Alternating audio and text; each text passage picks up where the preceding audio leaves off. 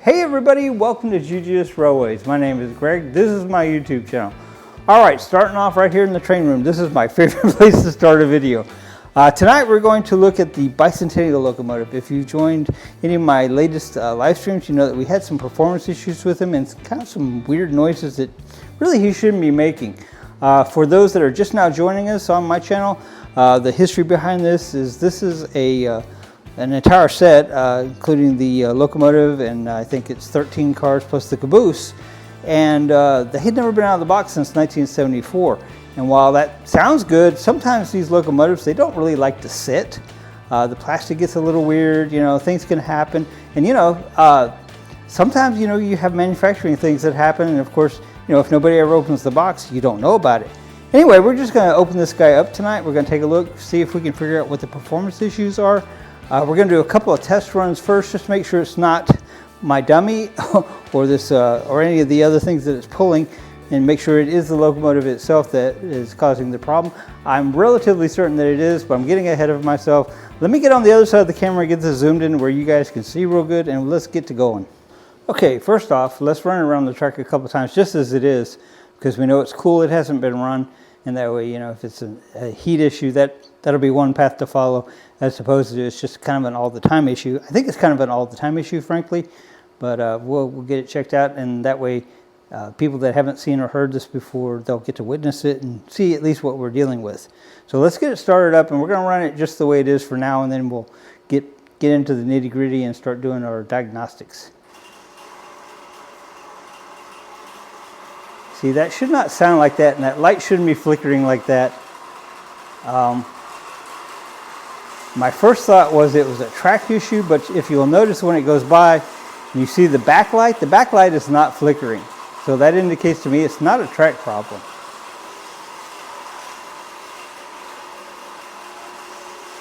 So let's get this pulled around here, and let's get it free of everything else that it may not, well, it doesn't need. I mean, it can run solely by itself. So let's do that. Okay, so now I have him solely on his own, so we'll give him a run around.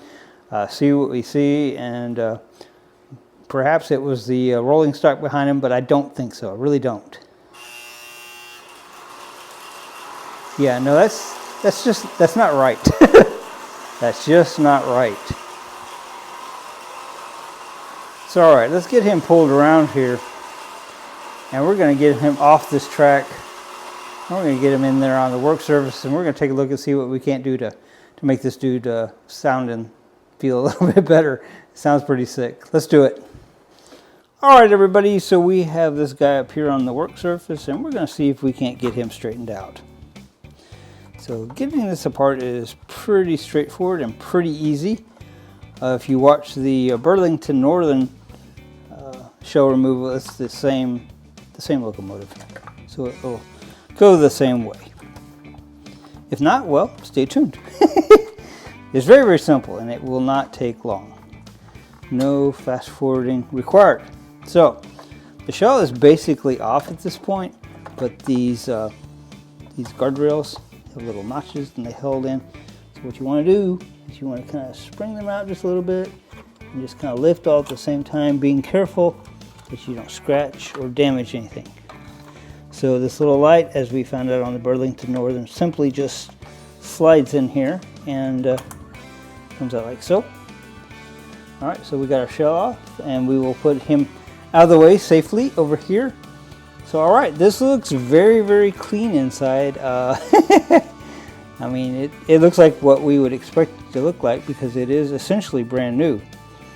So all right, let's think about what we might be dealing with here and why. So okay, so what we do know is that this light here burns brightly while this one flickers the entire time. This one gets its ground, it looks like, off the motor, so that may be the source of that perhaps. So all right, so what I want to do is I want to take these two screws out here and remove this cover, and that tends to be kind of a mixed bag on if it's going to be easy, hard, whatever, but I think we need to do it because I think the The answer is going to lie within here, I'm pretty sure. I mean, I've been wrong before. Lord knows I've been wrong before. So, all right. Now, we have run this guy quite a bit, but not enough that he should need the kind of service that, you know, if we see that it's filthy or something. So, if we see that, we might look for another problem. So, all right.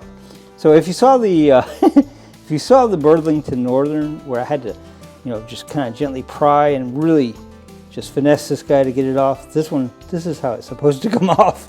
So, all right, let me just get that guy sprung and out of the way. Now, this is not what I was expecting to see at all. These brushes are just really, really carboned over, and our armature is filthy. I believe that's carbon deposits between the plates. This guy, this is probably our problem. That's a big surprise to me. So what I think has happened here is I think that somebody has done something that I have warned against over and over and over, and I will warn against it again. If you go to lubricate your locomotive and you get the oil in the wrong place, what will happen is, you know, if you're trying to perhaps, you know, oil this, which is where you should oil, and somehow it gets onto these, depending upon the kind of oil you use, what's going to happen is that's going to attract dirt and dust and stuff, and I think that's probably what has happened here. And the reason that I kind of think that, and one of the major clues is, if you'll notice, and I don't see how this is shiny and wet, I think somebody just has simply, I think somebody probably took it out of the box to test it. I think it probably made a lot of noise, and I think they thought they were helping it here. And in the short run, they may have, but in the long run, no. So, all right, so I'll go ahead and take these brushes out. And wow, they are filthy, filthy, filthy. I don't know if you can see my finger. I'm not trying to give everybody the finger here, but I mean, that's wow. So, all right, I think what I'm going to do is I'm going to get out a fiberglass pencil. I'm going to go find some Q-tips and some alcohol, and we're just going to clean this guy up real good.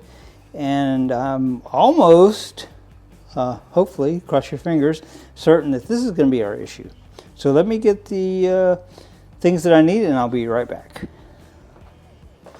All right, guys, so I'm back. I've got some 91% alcohol. I've got a fiberglass pencil. I've got an army of Q-tips here, and even more over here just in case we need them. And and a paper towel. With all this stuff, we ought to be able to get this cleaned up pretty good. I'll go ahead and try it with the alcohol first, and then we'll finish it up with the fiberglass pencil. You don't want to get grease and stuff on your fiberglass pencil because it makes it a lot less effective in the long run. Wow, couldn't talk there for a second. So let's see what we got going on here. Well, we got a lot of gunk, that's for sure. So really these armatures should not be several different colors like this on the contact surface. So that's your first clue that maybe something's not quite right. All right, I feel like we at least got the gunk off of that half. So all right, let's start on the housing piece while that dries. So this is essentially the same service and the same repair that we did to the Burlington Northern. As a matter of fact, I think during the live stream I mistakenly said that we had done it to this one, and it's just what I was thinking, and what came out of my mouth was two different things. Imagine that. What I was thinking is, you know, it's the same configuration, it's the same motor, and we've already done it to the Burlington Northern, but that's certainly not what came out of my mouth. I am aware. It's all right. This is coming clean, and it is quite filthy. I'm almost embarrassed, to say that this was mine. So, all right, we want to get the, uh-oh. So when you use Q-tips on these, what I call them brush tunnels, you want to make sure that you don't do what I just did, which was get it stuck on that spring.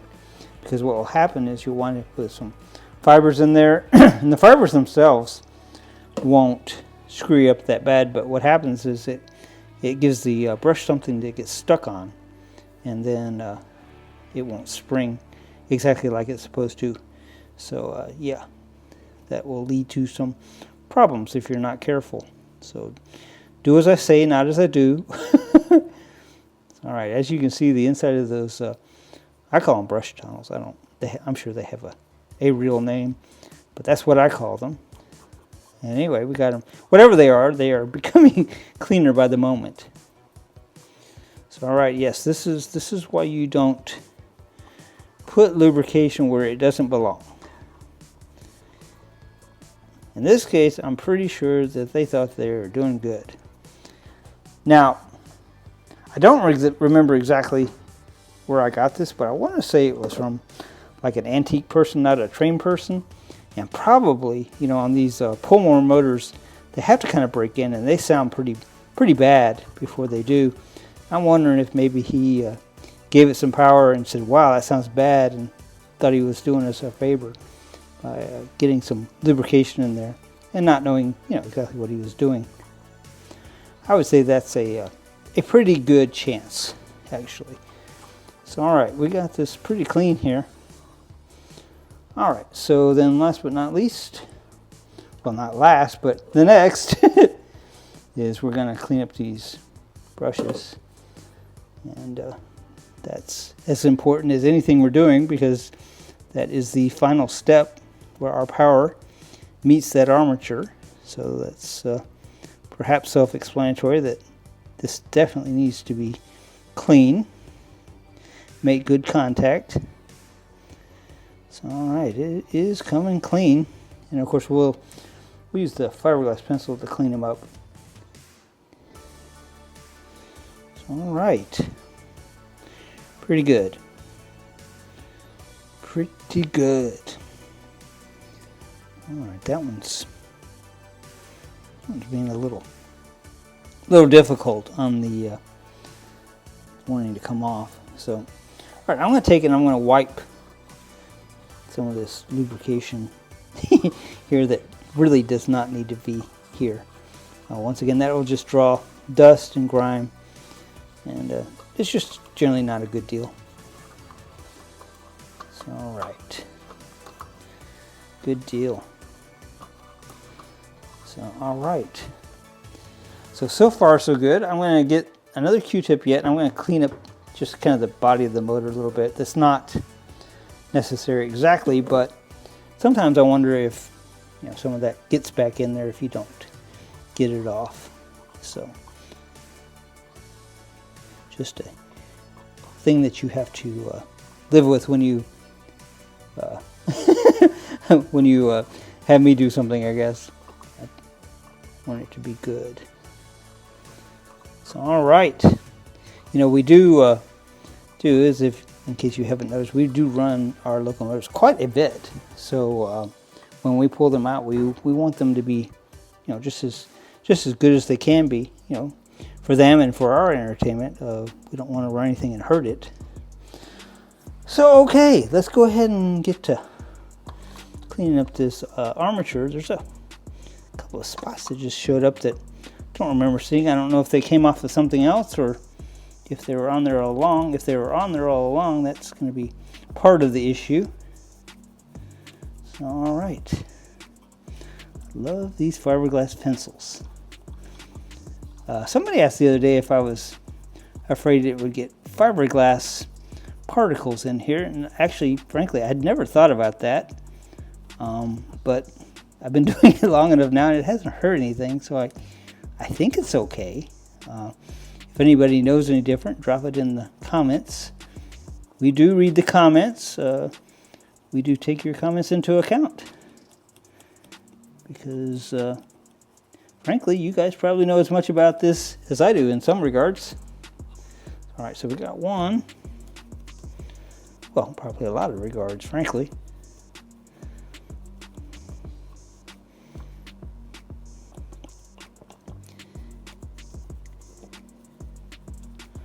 All right.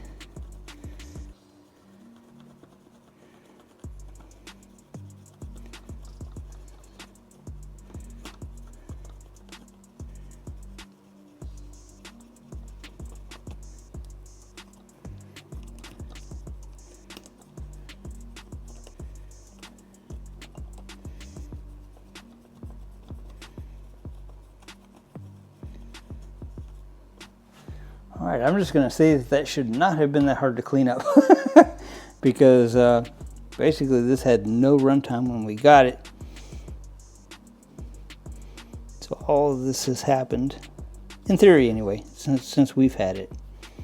So all right, let's get these brushes cleaned up. Looking pretty good. And one more brush. See something on that one. All right.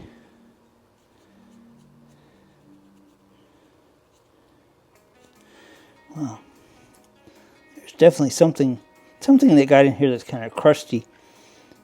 You know, what could be, I just thought about this, is, you know, when they assembled this, they probably used some sort of light grease, and I wonder if the grease just over that many years went hard.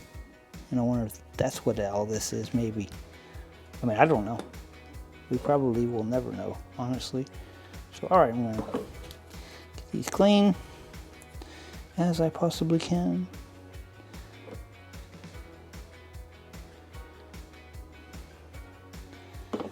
So I know this seems like it's a lot and it's taking a long time, but you don't really want to disassemble and reassemble your locomotives just a whole lot more than what you just absolutely have to. So while you're in it, you want to do the things that you can, and that's just what I do. That's my advice. So certainly for anything that you have, you can certainly decide for yourself what you do or do not want to do.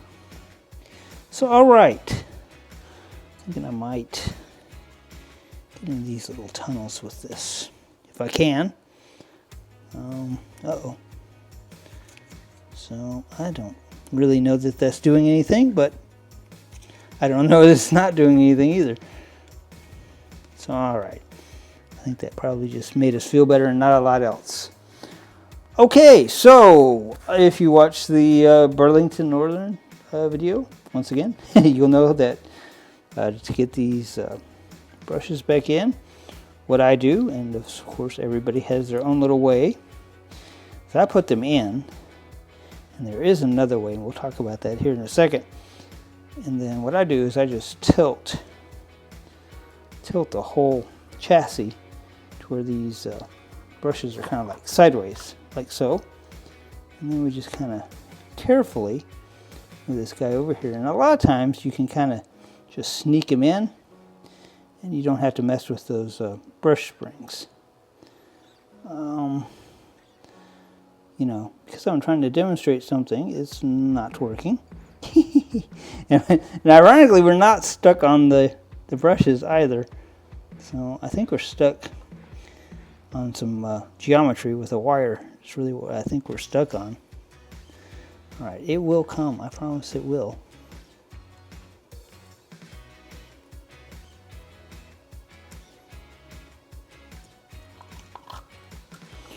All right, so I got it to sit down on there, and I said we would talk about the other way that you can do this.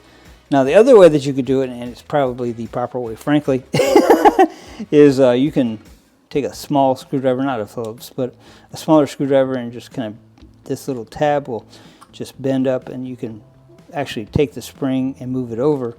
Then you can put it in the brush from the top. But frankly, if I can avoid doing that, I always do. So. All right, let's see here. And I've seen that done both ways, the way I just described and the way where you take it off. So, once again, if you have an opinion or thought on that, you're welcome to drop it in the comments.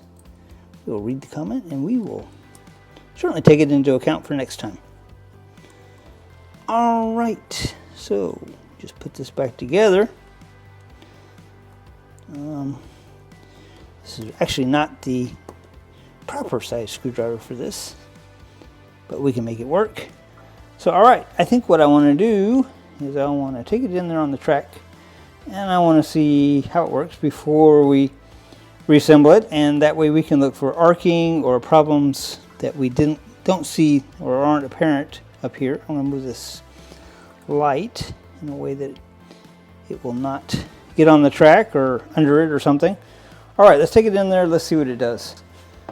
Okay guys, so we don't fail very often, but we failed on this one. And it's not us. This guy is going to need to be rebuilt. And I think the issue is that the armature was bad, and probably bad brand new. And what we've done is we've run it, and that armature gets too hot, and this plate here should not be able to move to this degree. And that, combined with a bad segment on the armature, is making that noise and making us not run real well and making it really intermittent. I can't speak. So let me get this off real quick here. Get these brushes out of the way. Wow, those brushes are warm. So, all right.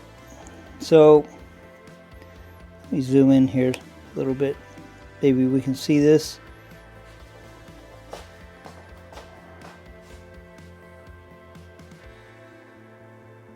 All right, I don't know if you can tell it or not, but the holes where those little pegs go are actually melted. And what that does is when that goes on here, it allows it to move, and that's not right. Now this armature is just about red hot. So that tells me that is probably our problem, and he's got some burnt spots despite the fact that we just cleaned him. So yeah, what this is going to require, yeah, it's got some scorching on all three really. Okay, so what we're going to do is we're going to try to find a new armature and a new top plate here. I suspect this part is still good. This is just simply a coil. So I think we're going to do that, and I guess this is not going to get repaired tonight. I'm actually okay with that. I mean, I want it to be right. So yeah, all right. Well, we don't always succeed, but most of the time we do. All right then, well, you know, I'm going to get these parts ordered, and we'll go from there. GGS Railways out.